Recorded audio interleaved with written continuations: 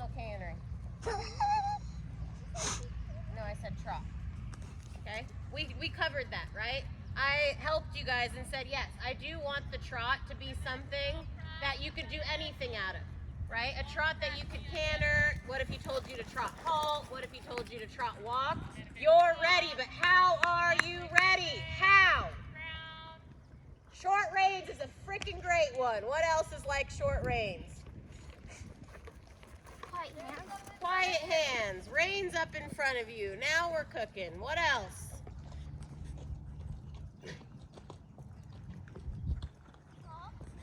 What? Softness. Okay, if you're really soft and floppy all the time, is he going to give you the best work he can? No. So yeah, be soft on him. He doesn't want you there ripping his teeth out. Self-accountable for what it is that they'd be looking for, okay? It's not fun very much when you guys know so much to still have to be like, shorten your reins, please. Stop bouncing your hands around, please. Especially when my only instructions were 20-meter circles. Those are things that I'm super happy to teach you during your leg yield. Hey, your hands are a bit high and moving too much, right? You guys are still learning how to have a good connection and feel through that. On a 20-meter circle, if we're still struggling, I'm putting you all back at intro, because if we can't be quiet and correct and present a good outline around a 20-meter circle in a dressage test, that is what intro people practice, okay? That's what I'm talking about. So when people tell you, hey, hands are too noisy still. Come on. So he just told you to carry your hands, and what was the first thing you did with him? What are you doing right now to his face? Is that carrying your hands? He looked light and fluffy and content and steady. Okay? If he's not moving off your inside leg, the first thing he does is not need to spin out. Okay? You carry your hands in a quiet presence. You open your inside rein gently and say, please move off my inside leg. And then I go back to neutral position.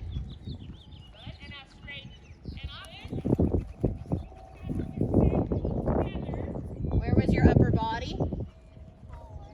Where was your lower leg? Backward. Is it supposed to be back? Yeah, that's a canter aid. We put our lower leg slightly down and back. Was yours slightly down and back? Okay, start over. How come, did you hear what I said? Why did I think that Leo tends to walk canter with you, aside from him just being always in a pretty good balance, right? And then you weren't posting quick enough. What, do you remember what I said? Yeah. Okay. You set him up a lot for like a lot of things, right? When you're into walk and you're into it, you're like moving the rein, sitting up really tall, moving your seat. So he thinks something really exciting is going to happen. So he's basically like, I'm really set up to walk canter, okay? That's the stuff, like your canter aid should be, he's so set up for you already. It should be so calm and quiet, starting with short reins. Have you checked in with those? I don't think so. I personally don't like when they bounce, and I don't think that's changed. So same thing. I said shorten your reins, and you went to shorten them, and then your hands got crazy. And then they generally just get pulled back out to being long, okay? Find that neutral position. Now, you're going to canter in this corner, okay? So set him up. Inside leg. He gets a little rounder. Your bottom. Did you change your body position? Okay. Did your leg stay better? Yes. Good. Okay. Down transition to sitting trot.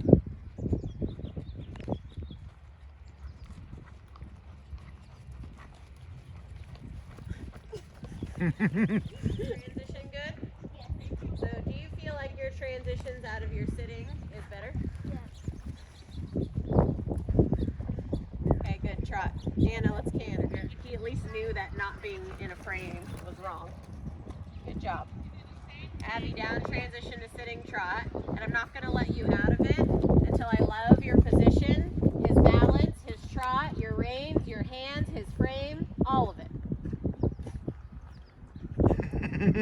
Uh-oh. Could be a while. Like 10 times, or does he feel 10 times better than he does? What? Why does he feel like Hands, Abby. Because they come out like that sometimes. Rein connection.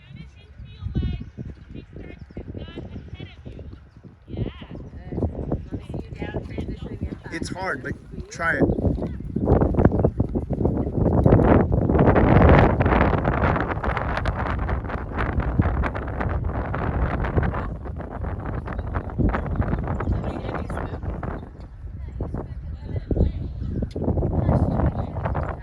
Did I do something, Anna? Sorry. Oh, okay. Yeah, because I said something. I should maybe. Heard how bouncy Jim Bob was, and Meg Pellegrini bought Jim Bob and has to still sit his trot. We got to start practicing at some point. This is great. Because it's hard for her. It's really hard. She looks like a bobblehead. Yeah, right now it doesn't feel good, but when she, we can't ignore it forever. Yeah. And then when she needs to be on a better horse, then, you know, like, she's got to be able to sit her prelim test. I don't want her to look like this going around doing it. On the wrong diagonal with floppy reins. No, you have to sit it. Yeah. That's better, Anna. Oh, yeah, that's right. You can't post, yeah. Canter from there, up on your... Oh, is that the best canter transition you've ever had?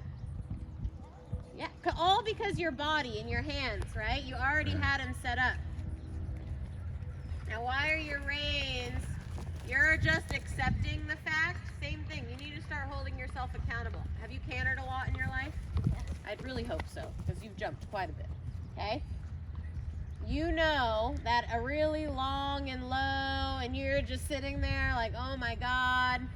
Okay? You know how to fix the canter. You know how to make it sit upright. Okay? You know how to carry your hands and get them in an uphill balance. Why can't we keep this canter out of the most beautiful canter transition? If I was a dressage judge, I would have probably given you at least an 8.5. Okay? And then all of a sudden he's like, what the hell happened to the canter? And then who are they going to blame the canter on if you had the best canter transition of life? You! Right? And there goes the rider score, the canter quality. Your core's not engaged, Abby. I can see you. Come on. There we go. Good. Anna, let me see a canter transition. Sit. So Abby, same thing I just made you do in sitting trot. Until I can see you working to change the canter and to check all those pieces of preparation, right? Again, let's say we had a St. George, Charlotte Dujardin is here clinicking with you. Is this how you'd show her that you know how to canter? I know I'm boring, but you should always want to present like that.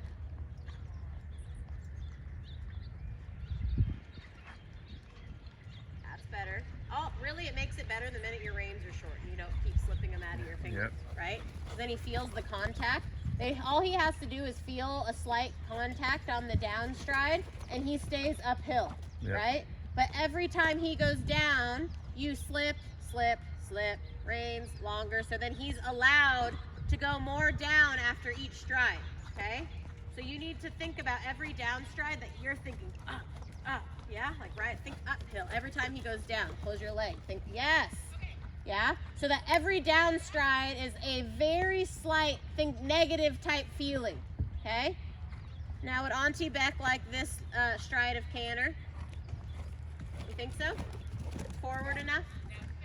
No, I mean, like it's pretty good. I'd be okay with it, okay? So I just want you to know, right? Yes, it's slow. She likes when you cover more ground or practice that, but you can't just cover more ground when his nose is in the dirt, right? It's extra important now that he doesn't want to go low and out in his nose, but he stays compact and up. Wow, this is gold. Anna, let me try. What? This is gold. I love this. This is what we were talking about in video review this morning. Oh, this is great. Connection there the minute I said trot. There should never be a loss of connection when we're cantering. So keep your canter and ride that up stride again. Up, up, up. Up. Now in that up feeling, squeezing your thighs will connect to your outside rein. Boom. Okay. Now both of you back to sitting trot and change. Okay, I'm looking for an immediate answer. What are you thinking about how to make this better? That's not immediate. Hurry up. Okay, so you should be working on that. Now what are you doing to make it better? Quiet your hands. Tighter reins. There we go. Could you say it while you're doing it, Abby? Say it while you're doing it.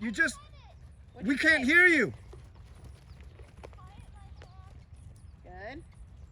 So you should be, those two things would change a lot, right? But you then have to keep allowing your body. Even Beck says sitting trot is torture, right? No one loves it ever in life. So it's not like this is some like thing that we're just trying to hurt you while we're doing this. Let your ankles roll in your stirrup. Don't be so braced in your ankle. You said you're taking your rein. Yeah, you can trot. You said you're taking your rein. Is that all you're doing, is taking your rein to make him feel less strong in the canter? That's all you're doing? Is it working? He doesn't look like it. You're just doing this, making your hands go crazy to make him have a better canter. What could we do instead? Body position hasn't even looked like it's been connected. That already changed your canter by like way too much, that you should never let your body do that ever again in your life. The minute you have connection in your seat, he's like, oh, there's the kid who's trying to make me do stuff up there. Okay? That alone fixed it by like 50%. Changed your score by like 5 points. Okay? Oh, she lost connection in her seat? Yeah, she was Oh, if you watch the video, she was like flopping around. Okay. And the minute she sat up and was like, I'm here now, he was like, oh, there she is. Okay. Is that better?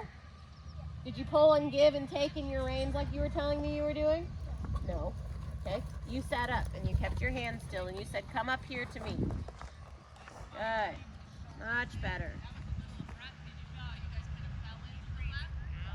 Now let me see, without him going down and low, that you can ask him to be forward. What did I do when I showed you in my training ride?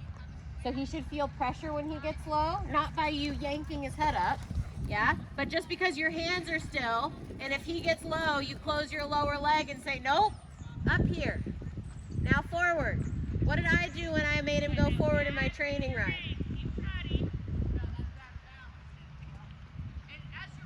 Lovely.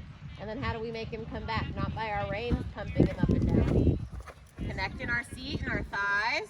Can you turn a small circle to help you from the outside shoulder? Sit on your outside seat bone. We learned that. Is that a good balanced canter? Good. Okay, trot, and you'll let him stretch like Anna. You're going to do something, and that really just can't happen. You need to know what you're doing and why you're doing it. Okay? Because a big part of it too, which I've learned from like my lessons, is if something in the exercise that I just happened to come up with today isn't going right, you need to be able to communicate with me as to why you feel like it's not going right. That's how you learn and develop feel, right? You need to tell me, hey, why, like I asked you, why that canter transition go well? He damn near stepped out of the court, right? So when you put your canter transition aids on, did he go forward into canter, Abby? No, what did he do instead? Oh, he had a lateral evasion, right? There was a door open somewhere that when you put your canter aids on, he jumped to the outside to the right instead of immediately into canter, right? And those are the things that you guys need to be able to communicate with me. Like if we were doing leg yield, I don't feel like I can get this leg yield. Okay, why? Maybe it's just because they're above the vertical and you need to don't change your leg yield in your body and your leg, but you need to ask them to be supple in the fingers. Go ahead, let them walk.